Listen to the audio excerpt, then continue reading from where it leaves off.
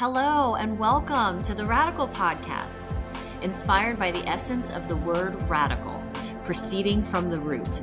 We explore the roots of metaphysical wisdom.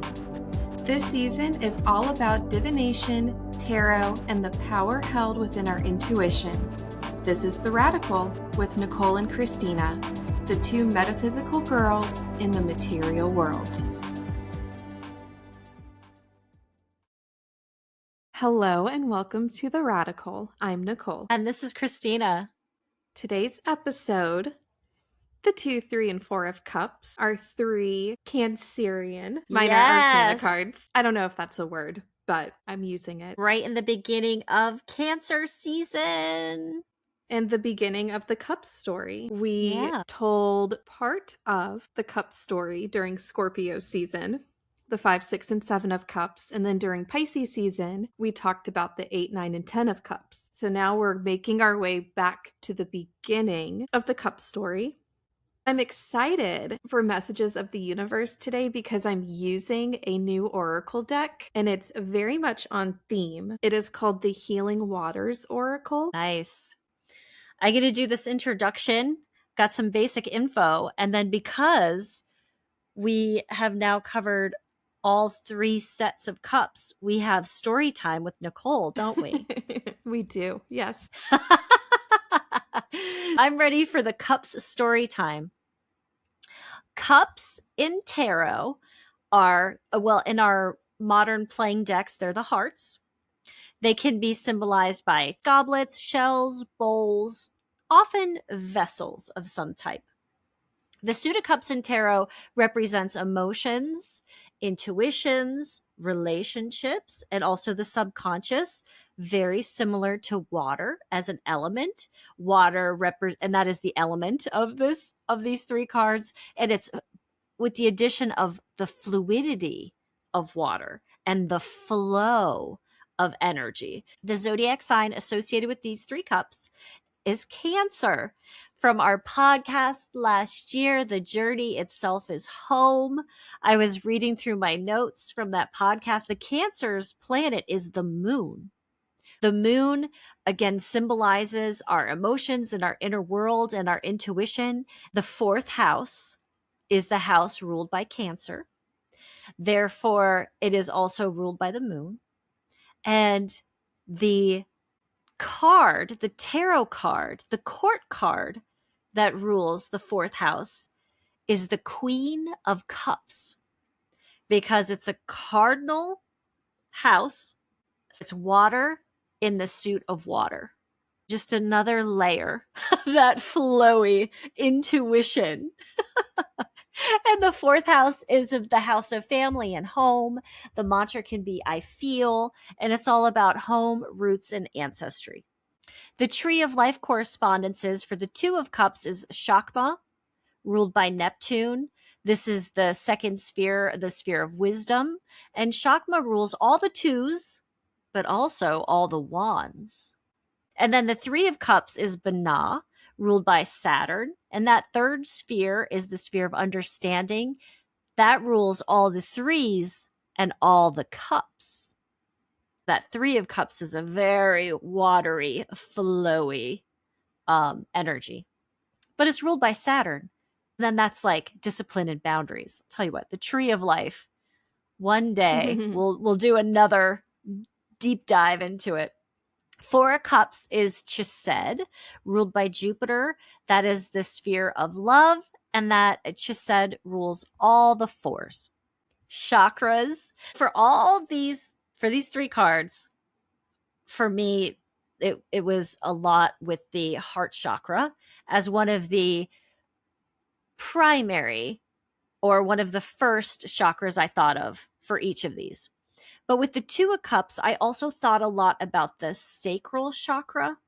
For the 3 of cups, heart, sacral, and solar plexus. And then for the 4 of cups, the heart chakra, then the root chakra here because of the 4, and that is the number of stability. But then also because once we get into the details of this card, the third eye chakra, because there's an element of perception and the ability to perceive and to see things around you that may not be, right in front of your face. Or you're looking in the other direction. Crystals, Two of Cups, a rose quartz came to mind. Just that stone. What color do you associate with the heart chakra more? Pink or green? Right? That's hard. Yeah, because to me, the heart chakra is very multifaceted, and so it depends would be my answer. It depends on what it is, because for the Two of Cups, I would think of the heart chakra as rose quartz, but then for the Three of Cups, thinking about the heart chakra, that's more of a green energy to me. Yeah. It could be citrine. I love a yellow stone when we're talking about community and celebration and being together. Four of Cups, some clear quartz. You got to clear up your vision. you need to like sweep away the fog and focus so you can see clearly at your hidden blessings. The Two of Cups is a yes card if you're pulling it as a yes or no draw. And if any card is the Lover's card, it's the Two of Cups in my head. To me, this is an actual partnership card. And not just romantic partnership. This is two souls coming together for a combined purpose. And that could be to start a family, a business. It could be to go on a journey together. It could be to buy a house or to buy a property. But this is a partnership card. The Caduceus, Hermes Caduceus, that's in the Rider-Waite-Smith deck, that is an interesting symbol to have on this card. And it's more about negotiation and trade. The Caduceus also has an element of healing because it is associated with medicine. There's that lion's head with the wings, which is, again, another interesting symbol there. And that is courage and justice, passion and protection. You see in the Rider-Waite-Smith card, there's like a little cottage and idyllic rolling hills and a bright blue clear sky. That's just all signs of domestic bliss or clear skies ahead in whatever your business endeavors are. Listen to this. You know how one figure is in blue and white? That's an echo to the high priestess. And the other figure is dressed in like a tunic and like the tights and the boots. And that could be a callback to the Fool. And so this is a yin and yang coming together.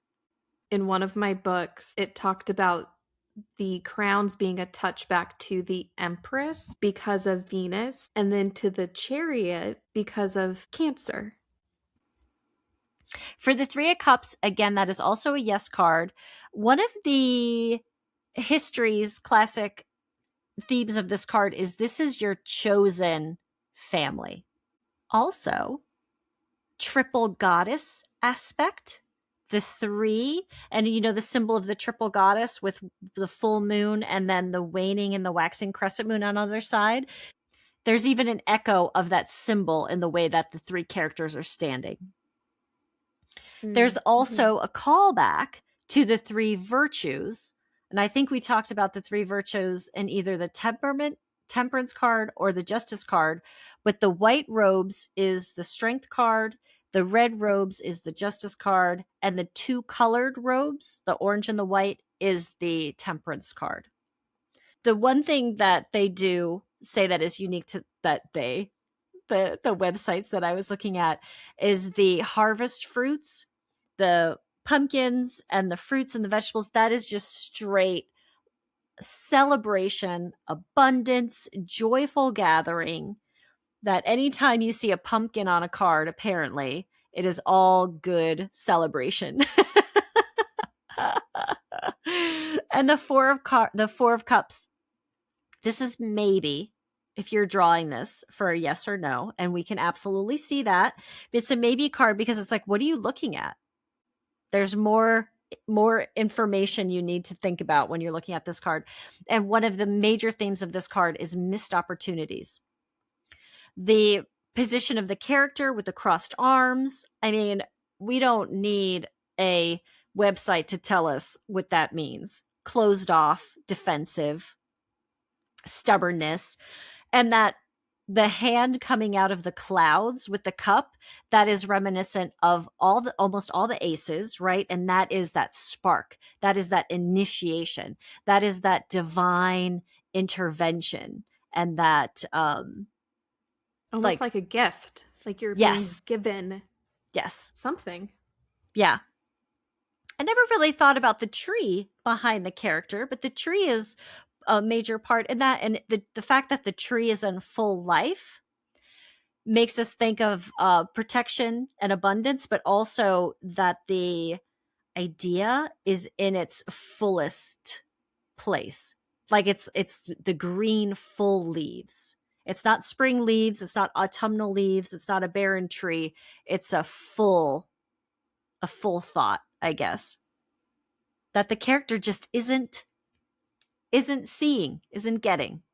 In terms of the numbers, the number 2 can symbolize partnership, unity, balance, or acknowledgement. The 3 can symbolize community, celebration, collaboration, creation, and the 4, a checkpoint, structure, foundation, or stasis.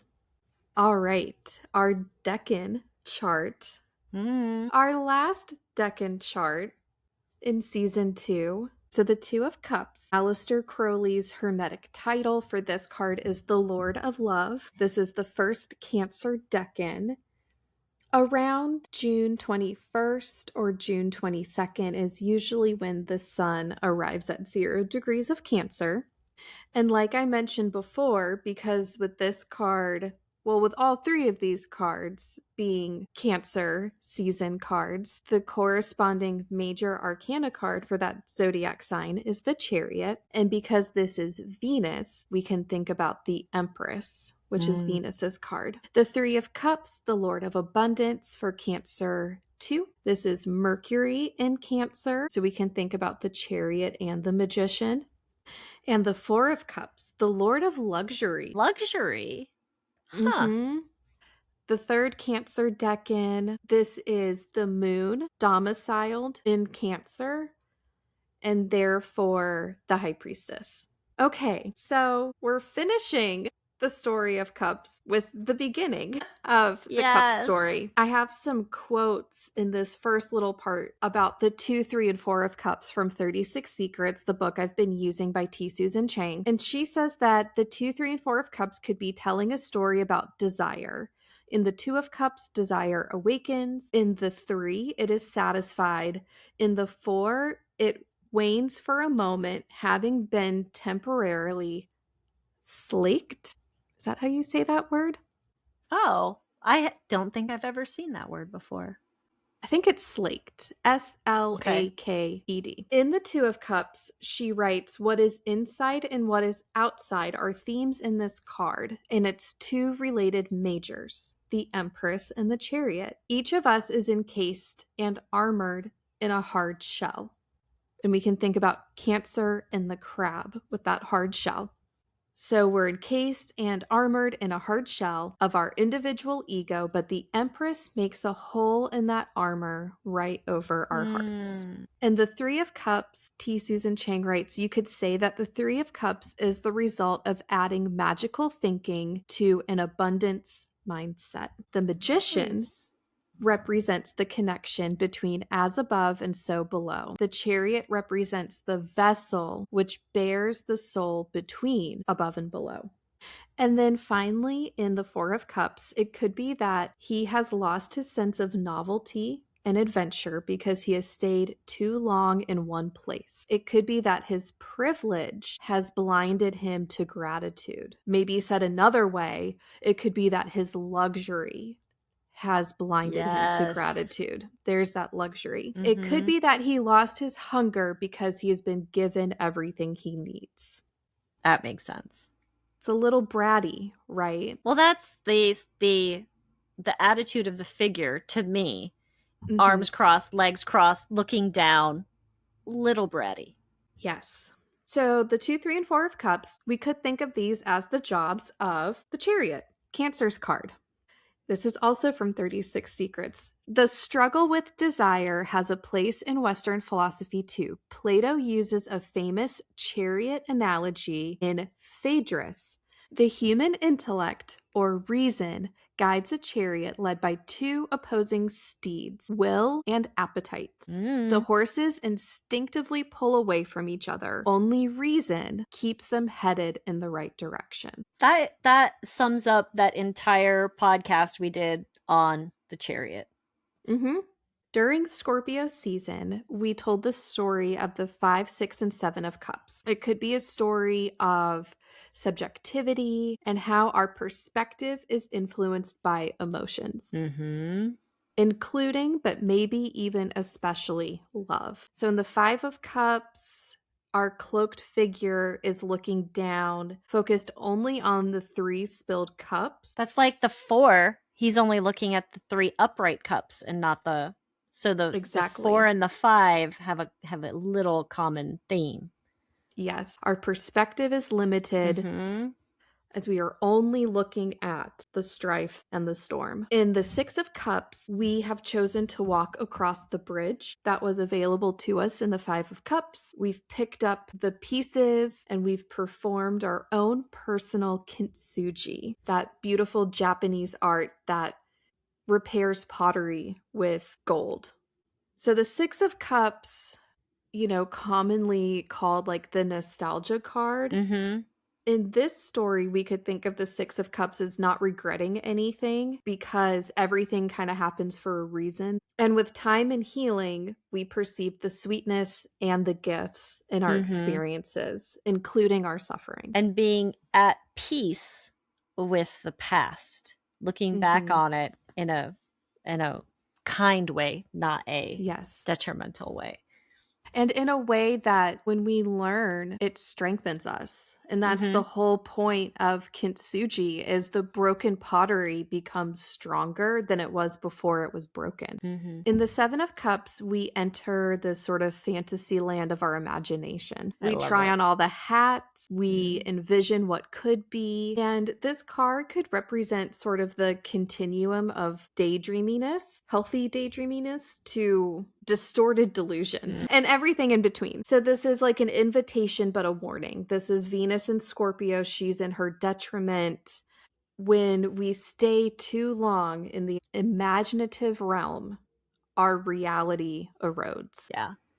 These you can 3 visit, cards, you shouldn't live there. Exactly. Live, yeah.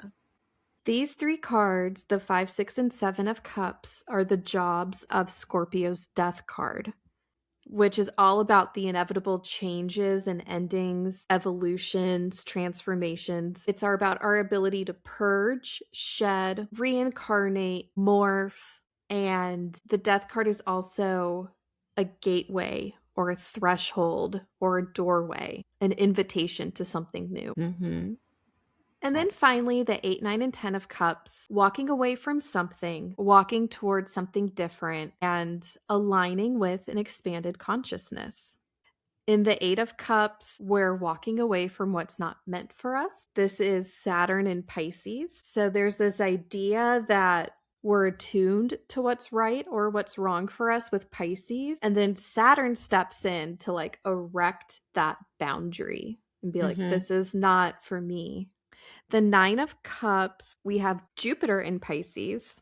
This, to me, is very much about like co-creating with the universe, becoming aligned and magnetized to the life that we want and sort of making our dreams come true. And then the 10 of Cups is the natural result of something like the law of attraction or the law of assumption. This is Mars in Pisces. We have the flow, the incoming flow with Pisces. And then Mars kind of brings this fire and this effort. Our efforts have paid off and we're celebrating maximum abundance. These three cards are the jobs of the Moon card, which is the card for Pisces, representing the self-undoing, very 12th house idea. Mm-hmm. Dismantling our old programming and conditioning, especially if we're trying to bring something new in. We have to get those self-sabotaging beliefs out of the way. And then, of course, with the Moon card, we could also think about our desires and our dreams, our spirituality, different metaphysical practices, and expanding our consciousness. And that is our story of cups. I love seeing the cards in these groups. Yeah. It all makes We'll have a picture on our Substack of the 2 through the 10 of cups with their zodiacal major card, just like we've been doing with the other suits. So, decanical interpretations, 2 of cups, Venus in Cancer, the Lord of Love. We could think about the protective structure of Cancer being the crab and the heart centeredness of Venus. We do need boundaries to make love healthy and viable. The 3 of Cups, Mercury in Cancer, Lord of Abundance, the emotional resonance of Cancer, and the sort of social exchange of Mercury. That you have the 2 cups clinking after that emoji, after the social exchange of Mercury. Clink. The cheers, ching ching. And then the 4 of Cups, the Moon domiciled in Cancer, the Lord of Luxury, the sanctuary of Cancer with the fluctuating moods of the Moon. 2 of Cups, starting with the Spirit Song Tarot. It's the 2 of Shells. The author has chosen the dove as the spirit animal with the keywords of union and harmony. A group of doves is often called a bevy or a flight. There's also a lot of like poetic and historical words used with doves. Doves and pigeons have had a long history in our human time on this planet. They've been used for thousands of years as messengers. Do you know that they have a 95% success rate, specifically in World War I, when they were delivering messages? Wow. They're incredibly, incredibly fascinating birds. But they're gentle, they're monogamous, and there's over 300 species. They symbolize to us a lot of different things with our human relationship with these birds. But as a spirit animal, taking in all the characteristics and the history, as a dove spirit animal, symbolizes peace, gentleness, and divine messaging. Birds that enter monogamous pairs are often used in spirit animals towards partnerships. As a totem animal, unconditional love, spiritual devotion, and also messages. Now, all I can think of when I think of doves and pigeons is as a messenger or delivering a message, or as you using that to deliver a message. But you can look that up, listeners, if you have some different feelings about that. For the wild unknown, the 2 of Cups, keywords connection, love, and romance. And here we have 2 goblets and 2 roses and a background of black leading up to a lighter at the top. Just a lovely card of connection and partnership. For the Secrets of the Witch's Garden, this is the 2 of Cups. The author chose the word mesmerize as the keyword for this. And we have a couple sitting in an embrace, just totally into each other. They're looking into each other's faces. The author writes, the Two of Cups often reflects romantic relationships, but also speaks to other meaningful and joyful pairings, such as a treasured pet, a beloved child, or devotional work. If this was me, it would be me and my little poodle, my little Michael, just staring into each other.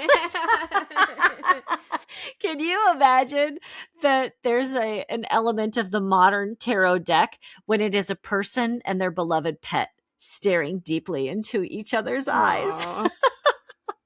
That is some people out there, that's the best relationship they have, is with their little beloved four-legged pet. For the Sacred She, this is the Two of Water. It's called Union. This is another partnership card. I love representations of human partnership when the two characters are looking evenly into each other's eyes. I like that imagery a lot. I like the imagery of the Secrets of the Witch's Garden, and I like the imagery of this card even more so because the faces are closer and the gaze is deeper and they seem more connected to me. But even in the Rider-Waite-Smith deck, those characters are looking at each other eye to eye. I like that as a symbol of partnership. In between the two faces of this Sacred She tarot card, there's beautiful symbols of love, unity, peace, enlightenment. There's a rainbow at the top, bit of a starry sky, some water element feeling to me of the symbols and of the colors of this card. When we do our tarot deck, whatever the characters are, they need to be looking at each other's in the eyes. So, Two of Cups in my deck, starting with the Zodiac Tarot. I've said it before, I will say it again. All of their outfits in this deck, I love. We have two figures dressed super cutely. What this card is showing, in my opinion, with their outfits is some duality. One figure's wearing literally like crescent moons on one dress, and the other is wearing a sort of yellow cape with orange suns. So you get that sense of duality, but also balance through their clothing. In the Medicine Woman Tarot, we have a couple and they're looking at one another quite fondly. And together they're holding a shell. I think a conch shell? How do you say that? Conch shell? So that evokes a sense of Cancer. We have some red hibiscus flowers on this card, which symbolize passion, love, and romance. And in the Antique Anatomy Tarot, she has renamed this suit the Suit of Elixirs. And we have two elixir bottles labeled Yarrow Love Tonic and Clover Passion Tincture. Aww. Yarrow as a plant is associated with healthy emotional boundaries, deep spiritual healing, and energetic protection. And clover with passion, luck, and fidelity. In the Lightseers deck, I love this card. Two hands are intertwined, clasping, lovingly, holding hands. And there's this like rainbow colored water that is spilling out from their fingertips into two different bowls of water.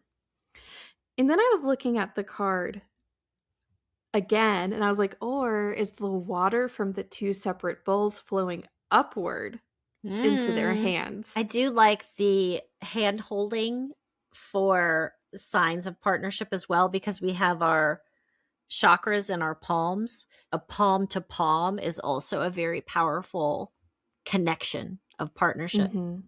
For the Three of Cups in the Spirit Song Tarot, it's the Three of Shells. The author chose the dolphin as the spirit animal, and the keywords of playfulness and bliss. A group of dolphins is called a pod. They're highly social. They can be in like little groups of about like from 2 to 30, or they can be in super groups of like, it says hundreds or thousands. Oh. The internet said hundreds or thousands. And I was like, well, nothing will say being in a community like dolphins. 2 of my decks have dolphins in the 3 of Cups. This one and the Sacred She are both using dolphins. But they're highly intelligent, warm-blooded. They're very communicative. The dolphin is a spirit animal, symbolizes joy, harmony, clear communication, and also dolphins and playfulness seem to go very closely together. The dolphin can help us navigate emotional journeys because they are a water animal. Water emotions. Having a dolphin guide can be, or calling a dolphin as your guide through these, tumultuous emotional waters can be incredibly beneficial, because the dolphins still have a lightness about them, and also that intelligence about them. And I already mentioned that deep connection to the element of water, but they can also help us think about balance of work and play, because they do play, but they do definitely maintain their lifestyles. They maintain their dolphin lifestyle while having fun, so they can teach us a lot about balance. For the wild unknown, it's the 3 of Cups. Keywords: friendship, joy, and bounty. This one has 3 blackbirds perched together, facing each other on a tree limb, with orange and red hued sky behind them. Can be seen maybe as a sunset time or a sunrise time, but it feels very warm to me. And then for the Secrets of the Witch's Garden, it's still very much in the fall, because of the, oh wait, let me get ahead of myself. 3 of Cups, keyword that the author put on this card is friendship. This is again a very harvest theme card. It has pumpkins. It has the gorgeous autumnal colors on the leaves of the tree. 3 characters are bobbing or dancing around a barrel with bobbing apples in it.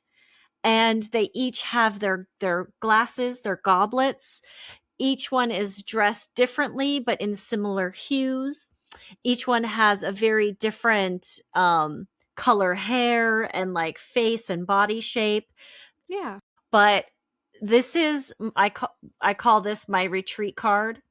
Mm-hmm. This is what I want to do whenever I go on a yoga retreat. In my head, this is what I want to do. I want to go in the woods.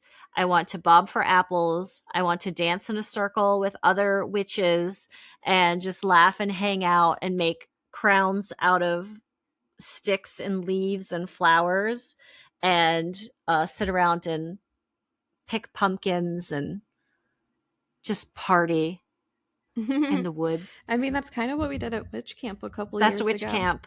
That's So. witch camp. Yeah, I love it. I love it. This card to me feels like a nice echo from the Rider-Waite-Smith deck, but with so much more of the things that I like. Trees, more animals, more pumpkins.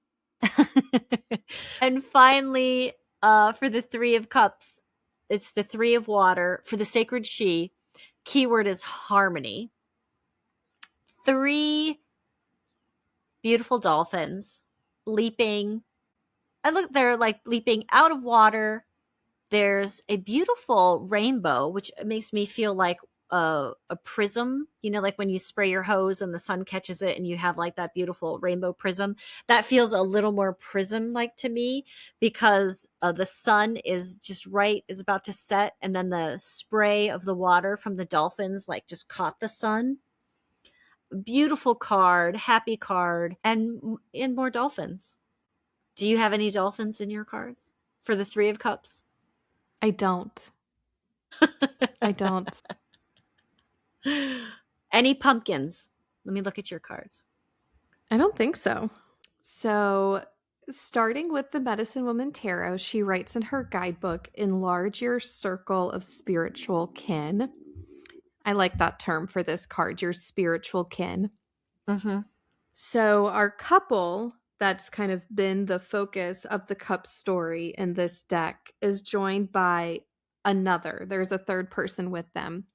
And the three of them together seem to be engaged in what feels like to me some kind of like spiritual ritual, maybe offering like abundance to, there's like an ethereal figure kind of off in the distance who seems to be very connected to the water element. So, having a sense of your spiritual family, some people around you who maybe speak your spiritual language and engage in ritual with you. In the Antique Anatomy Tarot, we have 3 elixir bottles, and these are named Joy, Bliss, and Love. In the Lightseer's deck, we have 3 friends, and it looks like they're in this like field of lavender. The whole card is like different hues and shades of purple and lavender. And they're looking up at this beautiful lavender starry sky. It's possible they're on a coastline. I'm not sure if there's water out in front of them. But they're looking up at this starry sky, and Chrisanne writes in her guidebook, I connect into this sacred siblinghood and into this expansive experience of witnessing through time. And in her guidebook, there's this idea that friendship is this deep and sacred connection, which she called sacred siblinghood, and watching each other grow and evolve over time. And it was just very, very beautiful. So she, I think, captures this like depth of these relationships. And then in The Muse, also by Chrisanne, we have, I think in this card, I really feel sort of the triple goddess vibe. Mm-hmm. We have a figure with blue hair wearing a blue dress, and she's standing in a pool of water about waist deep, holding a full moon between her palms.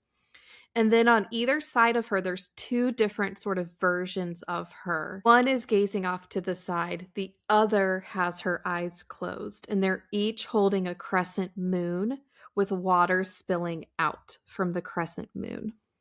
Mm-hmm. And this gave me the sense of attracting like-minded souls, like-minded friends to us, attracting to us people with a similar vibration.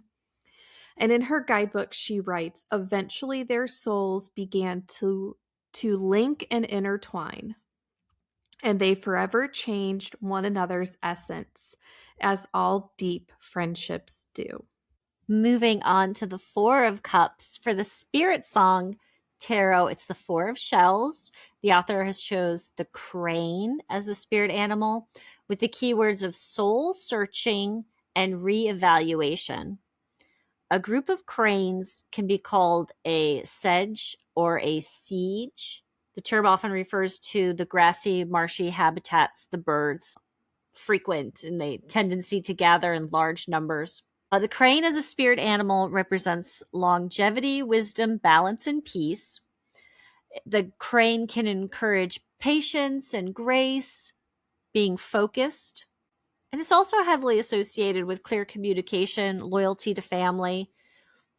And as a bird, as birds often are, it can be a bridge between earthly and spiritual realms. In a lot of cultures, cranes represent or guide people through major life changes. And in Native American culture, the crane is a symbol of eloquent self-expression, strong communication skills, and leadership. Because cranes also, they dance, and they also form monogamous pairs. So there's an element of cranes as a guide into life changes. For the wild unknown, the Four of Cups, the keywords here are greed and disconnect. The illustration is that a mouse or a rat? I have mouse. It looks small to me. Balancing across the top of four cups. The author writes in their guidebook, the Four of Cups warns not to take your situation for granted or the people who support you along the way. Look around you. What are you truly longing for? Name it. In The Secrets of the Witch's Garden, the Four of Cups, and the keyword here is surprise. Here we have a fairy sitting under a mushroom with three cups in front of them, but they have a downcast face. They're not seeing or appreciating the cups right in front of them. And also there is another fairy with a cup held in their hand about to come around the top of that mushroom and surprise or gift the unhappy fairy underneath with this cup. The author writes in their guidebook, emotions are perpetually experienced in flux. The key is feeling emotions without identifying with them. The Four of Cups is a reminder of how fast we can move from one to the next. It also reminds us to always stay open to the unexpected. In the Sacred She, it's the Four of Water. The author calls this card frozen. Mm. And there's a face, eyes closed. And you could kind of look at this card, and then it depends on where you are in your life, like what exactly is happening here, whether the face is behind a glass window that's starting to frost up. But then I was redoing my notes and I looked at this card again, and the face is so calm and so peaceful and so relaxed. I'm like, maybe the figure is taking a break. And here this frozen is a step out and away and protection, and I don't know, it doesn't seem forced or imposed on the figure.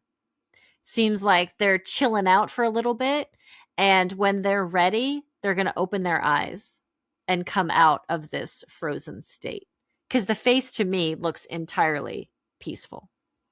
There is something with the four, and like if water isn't flowing, it becomes stagnant or there's stasis. Yeah. So with frozen water, it's the same idea of things are not flowing. But is the character just taking a break or taking a minute? It doesn't feel like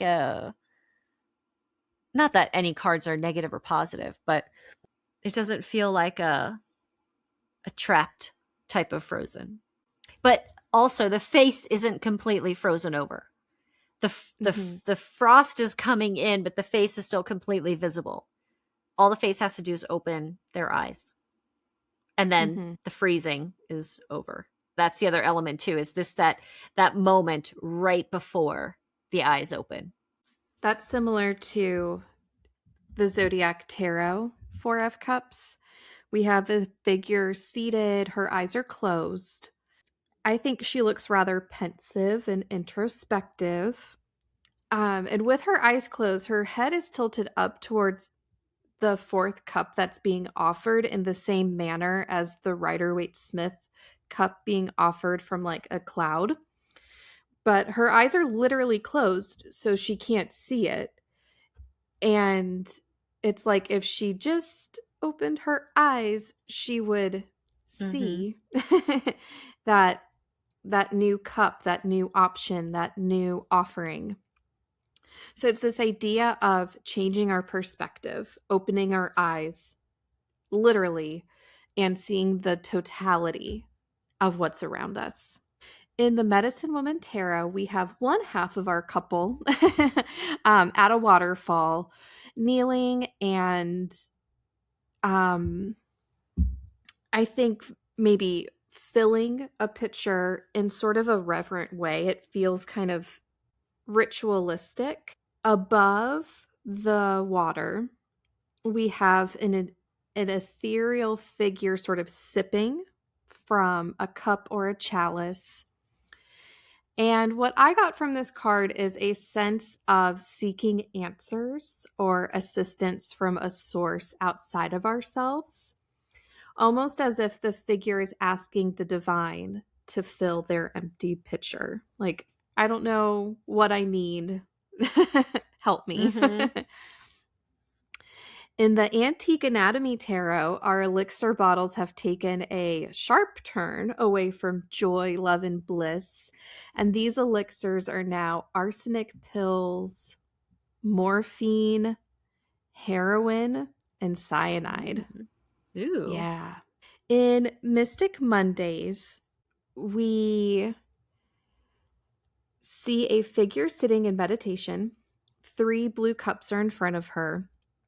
And above her crown chakra, there's this pink cup floating above her. And it's the same idea that we have kind of been talking about. If she just kind of expands her perspective. Do you know why I feel like she's manifesting that 4th cup? Do you know what I mean? Because she's meditating. So when I see that card, I'm like, oh, she's manifesting it, and then all she has to do is look up and then grab it. But she's bringing it to her. Yes. And I would add that it's another theme is like seeking help outside of you, seeking help or answers from like a divine source. In the Lightseer's deck, we have a figure seated. Her head is resting heavily on her hand, and she looks very bored and dejected. There are 3 kind of singing bowl looking bowls like stacked up next to her, and she's just gazing right beyond them. On her other side, there's this 4th bowl, and there's this like beautiful like rainbow kind of bursting out and emanating from the 4th bowl. But again, her gaze is in the opposite direction. And Chris Ann writes in her guidebook, you are likely missing the vibrant landscapes that are present just beyond your peripheral vision. If you remain open to shifting ever so slightly in order to see your situation in a fantastic new light, you will learn that the present moment is filled with the most dynamic magic. So I love how she phrased that. This is probably my favorite 4 of Cups out of all of my decks. We have a figure sitting in the waters of what she is not able to see is her literal actual 4th cup. And in front of her are the 3 other cups. And Chris Ann writes, she sits in a giant energetic cup, her 4th cup, her best cup. But when she counts her blessings, she only sees 3. Other people have 4. Other people have 4 goblets that she can clearly see. And here she is stuck in a life of 3. She sighs, hoping she will someday find the 4th. Daughter, you are the 4th cup. In this way, the muse reminds you that you too are the blessing you're seeking. You are living within your own treasure chest. You just need to change your perspective to see it. Love it.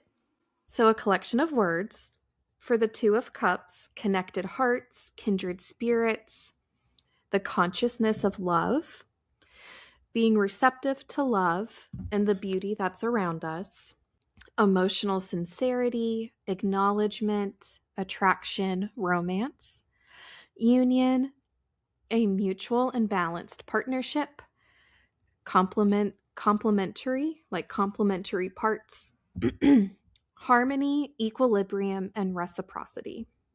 For the 3 of Cups, togetherness, soul family, community, true friends, squad goals. I thought that was cute. Soul contracts could be a theme with this card. Joy, mirth, play, celebrations, abundance, and sharing.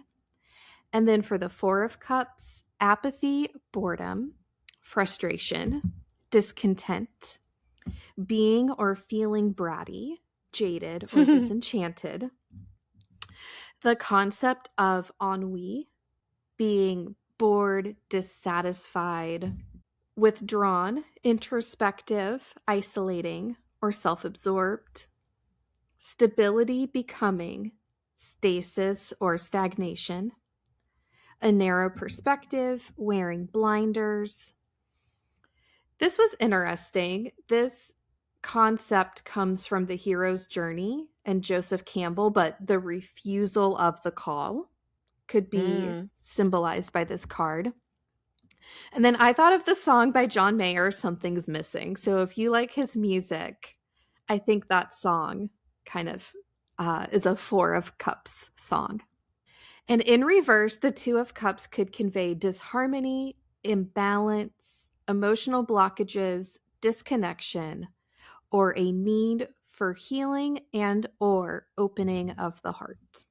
In the Secrets of the Witch's Garden, there's a question to help you write the reversal if you get this card in reverse. And the question is, how can I cultivate boundaries? The Three of Cups in reverse could be emotionally drained. You could be people-pleasing, a need to make amends with somebody, feeling left out, or overindulgence. And the question to write the reversal here is, how can I reflect the light in others? And in reverse, the Four of Cups could be pointing to self-pity, pessimism, focusing on what we don't have, kind of a lack of gratitude. It could mean coming out of your shell, zooming out and looking at your life with like a wider, more expansive perspective. One of my books, Guided Tarot, says looking at the past will not show you your future. Opportunities are everywhere if you shift your gaze to see them. Cultivating willingness to move on from the past automatically opens new doors for you. That's a huge thing in 12-step groups. Dissatisfaction with your current situation cannot be solved by focusing on past events or replaying old stories. Don't wait for your outer situation to change. Change begins from within. That is such a good message. And the question to write the reversal here, how can I look beyond the current situation? Just exactly what that just said. Yeah. So I have 3 cards from the Healing Waters Oracle. This is again by Rebecca Campbell. And the first card is cleansing, releasing the old, an energetic tune-up, new beginnings. Water has been deeply associated with both physical and spiritual cleansing since ancient times. We use water to cleanse our day away as we bathe, and many of the world's faith traditions use water as a means of spiritual purification, from immersion in holy rivers to baptism and ritual baths. Pilgrims around the world journey to numerous sites for the healing and cleansing qualities of their waters. The water in the grounds of Japan's Hongu Sengen Tasha, a Shinto shrine at the foot of sacred Mount Fuji, is seen as both deeply holy and self-purifying. Flowing from the melting snow at the volcano mountain summit, it forms washing pools that call people to them from near and far. Many believe that these pools are very mystical and powerful. Local legend says that the depth of the pool waters magically changes according to the size of the person who enters them, adapting to the level of their submergence. While visiting the healing water sites of the world is an incredible thing to do, we don't need to travel to experience the healing and cleansing power of water for ourselves. You probably already use water in this way, although perhaps not consciously. As you shower or bathe, or as you wash your hands, consider the water and call on it to support you by washing away what's coming to an end or is no longer in alignment, leaving space for what you would like to birth anew. Soul inquiry, what is no longer in alignment or coming to an end that you're ready to release? And the second card is the water carrier. What really matters, reflect, reprioritize. In most parts of the modern world, humans have become disconnected from each other and the planet. We've forgotten simple things like where the water that sustains us even comes from. We speak about creating harmony and peace on Earth, but really our focus should be on creating harmony and peace with the Earth. Is it possible that it's our disconnection from seeing Earth's resources as sacred that's made us so disconnected? When we look into the future, we can see that without water, there can be no life on Earth. Without water, humanity cannot survive. This is a card about getting your priorities right and focusing on what really truly matters. In our busy world, it's so easy to get swept up in things that seem important and urgent, when really at the end of the day, we realize that worrying about them has been a waste of time, resources, and energy. It's time to take a moment to pause, reflect, and reprioritize, to focus on what really matters, to chop wood and carry water, to care for those in our community, to understand what's really truly important, and to act accordingly. Soul inquiry, what are you worrying about or doing that's a waste of time, energy, and resources? What are you being called to focus on instead? And the third card is Let It Rain, allowing what is, inevitability, trust. There's a moment just before it rains when the pressure can be felt. What's been building up is preparing for a big release. The clouds cannot hold their breath a moment longer, and then right on cue, they surrender the rain they've been holding on to, and a downpour finally begins. While we may have preferred to see clear skies abound, a sweet relief can be felt when the waters of the sky return to the ground. There's also a special moment that can be felt immediately after the rain stops and the sun reappears from behind the clouds. It's similar to what happens to us during a good emotional cry. The endorphins that are released as we let our red-hot tears flow down our cheeks evoke a feeling of sweet relief. Something's been released, lifted, and cleared. We feel a little lighter and more free. This card comes with encouragement to surrender to what's happening in your life. Maybe you're experiencing a challenge or something isn't going to plan. Although you might prefer the sun to shine all year round, there's intelligence in the rainy days, and there's healing in your tears. Let it rain, let it rain, let it rain. Soul inquiry, what are you being called to surrender to? Thank you, universe. Thank you, universe. And we're back next week with the Court of Cups. So we will talk to you then, listeners. Until then, thank you. We love you. Bye. Bye. Thank you for listening to this episode.